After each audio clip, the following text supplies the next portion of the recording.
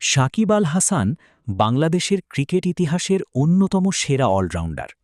তিনি batting, bowling এবং নেতৃত্ব তিন ক্ষেত্রেই অসাধারণ পারফরম্যান্স দেখিয়ে বিশ্ব ক্রিকেটে নিজের আলাদা পরিচয় তৈরি করেছেন।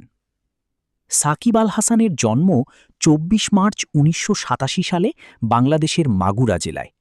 ছোটবেলা থেকেই ক্রিকেটের প্রতি তার আগ্রহ ছিল। স্থানীয় পর্যায়ে ভালো খেলার মাধ্যমে তিনি দ্রুত জাতীয় দলে সুযোগ পান।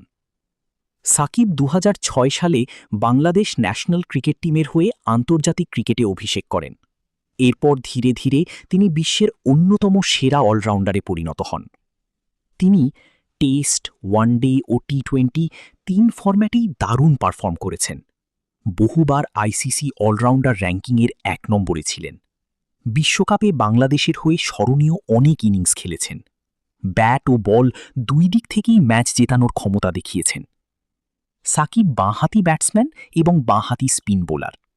তার খেলার বড় শক্তি চাপের মুহূর্তে শান্ত থাকা, দ্রুত রান করা, গুরুত্বপূর্ণ সময়ে উইকেট নেওয়া, দলের ভারসাম্য ধরে রাখা।